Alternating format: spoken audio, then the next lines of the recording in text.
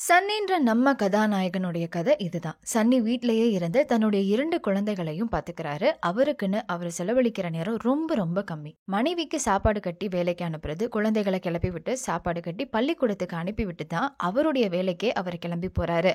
ஆனா இதுக்கான பெயரோ பாராட்டோ அவருக்கு என்னைக்கும் கிடைச்சதும் இல்ல. அத சன்னி எதிர்பார்த்ததும் இல்ல. சன்னியுடைய மனைவி மாயா அவ குழந்தைகளோட செலவழிக்கிற நேரம் கம்மியா இருக்குன்னு வருத்தப்பட்டு பசங்களை அழைச்சிட்டு தன்னுடைய அம்மா வீட்டுக்கு போய் நேரம் செலவழிக்கிறான்னு பிளான் பண்றா. அந்த நேரத்துல தனியா இருந்த சன்னி 15 வருஷத்துக்கு பிறகு வேற வழியே இல்லாம அவனுடைய நண்பனான ஹக்க சந்திக்க முடிவெடுக்கிறாரு.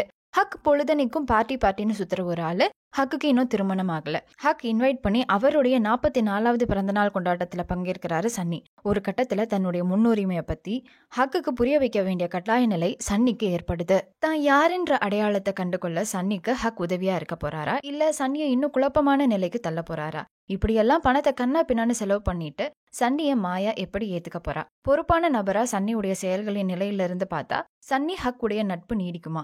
நண்பர்களோட சேர்ந்து செலவழிக்கிற சுதந்திரமான நேரமா, இல்ல பொறுப்பான வீட்டு தலைவனா தன்னுடைய மனைவி குழந்தைகளோட நேரத்தை செலவிட போறாரா? மீ டைம்ன்ற படத்தோட கதையை இன்னைக்கு மூவி ஸ்பாட்லைட்ல பார்த்து தெரிஞ்சுக்கலாம் வாங்க.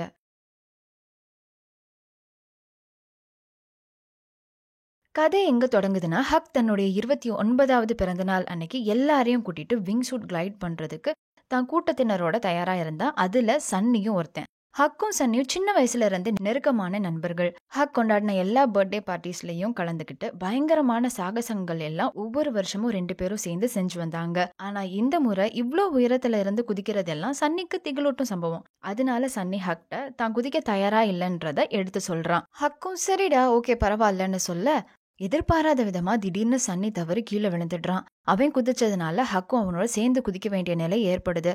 அப்போதான் பயத்திலையும் பதட்டத்திலையும் இனி எந்த வருஷமும் உன்னோட பார்ட்டி கொண்டாடவே மாட்டேன்டா அப்படின்னு சொல்லிட்டு சத்தியம் செஞ்சிடுறாரு சன்னி. இதெல்லாம் நடந்து 15 வருஷமாச்சு. இப்போ சன்னி குழந்தைங்களை பாத்துக்கிறது தான் அவர் முழு நேரமா செய்யற வேலையே. அத்தோட வீட்டுக்கு பக்கத்துல இருக்க பள்ளிக்கூடத்துல PTA, அதாவது பேரண்ட்ஸ் டீச்சர்ஸ் அசோசியேஷன் பிரசிடென்டா இருக்காரு சன்னி. சன்னிக்கு மியூசிக்ல இன்ட்ரெஸ்ட் இருந்த போதிலும் அவனுடைய பையன் டேஷும் மியூசிக் இண்டஸ்ட்ரியில பெரிய ஆளா வரணும்னு ஆசைப்பட்டாரு சன்னி.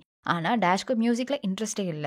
சன்னி PTA-வா இருந்த ஒரு டேலண்ட் ஷோவை தலைமை தாங்கி நடக்கவிருந்தாரு. அதுல அவருடைய பையன் டேஷும் பங்கேற்கணும்னு ஆசைப்பட்டாரு சன்னி. அதுக்காக அப்பப்போ டேஷை ஃபோர்ஸ் பண்ணி பியானோ பிராக்டிஸும் பண்ண சொல்றாரு சன்னி.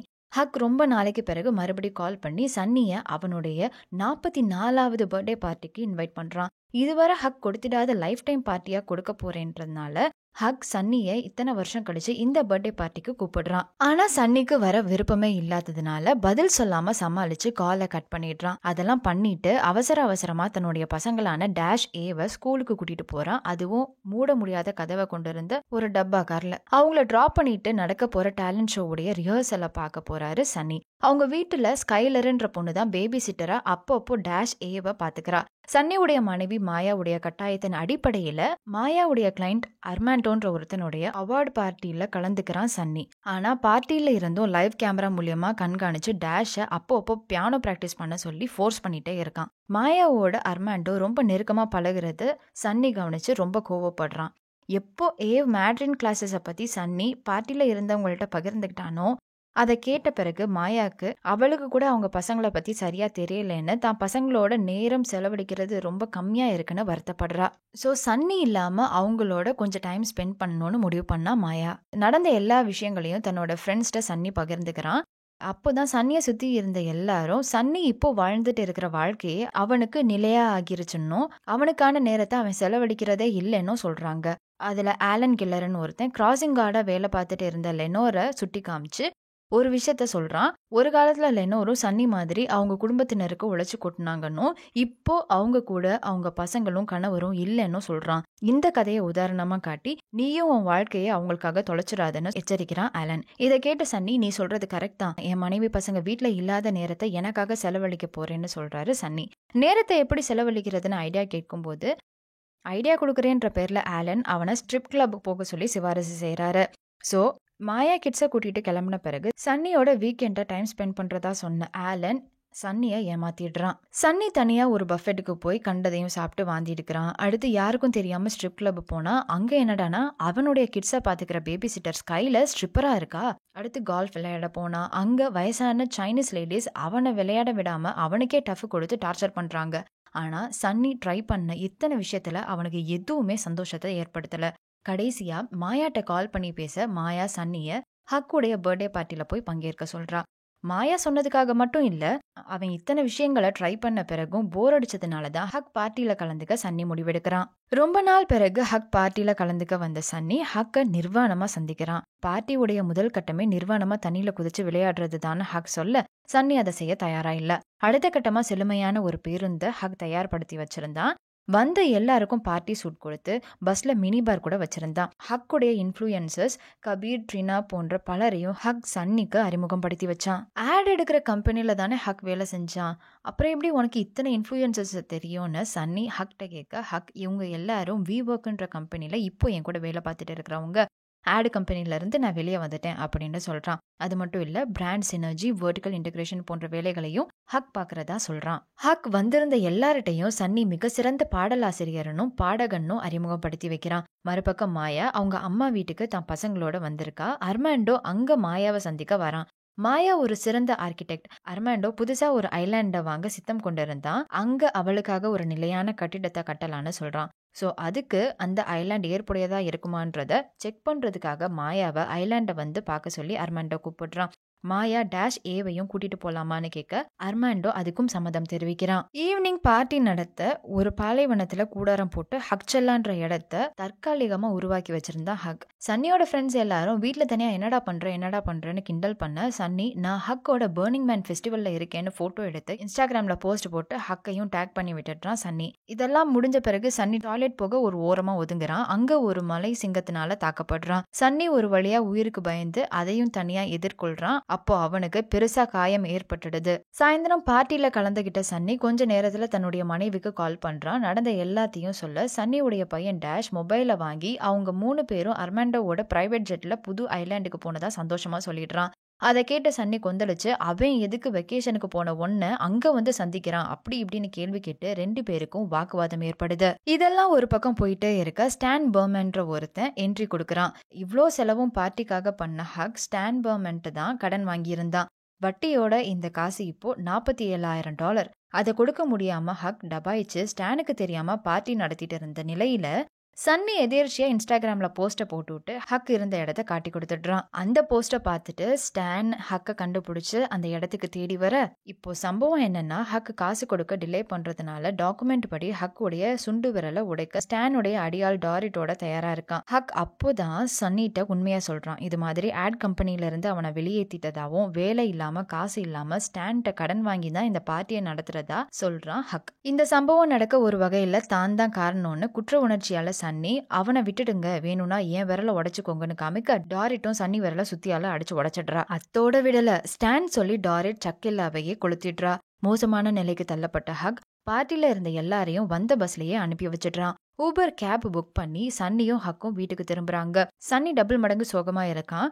மாயாவை அர்மாண்டோ கூட்டி போன வெறி இன்னும் அடங்காத நிலையில ஹக் சன்னியுடைய சோகத்திற்கான காரணத்தை தெரிஞ்சுக்கிட்டு அர்மாண்டோவை பழி வாங்கணும்னு சொல்றான். சன்னியும் சம்மதம் தெரிவிக்க சன்னி, ஹக், ஊபர் டிரைவர் தெல்மா எல்லாரும் அர்மாண்டோ வீட்டுக்கு போறாங்க.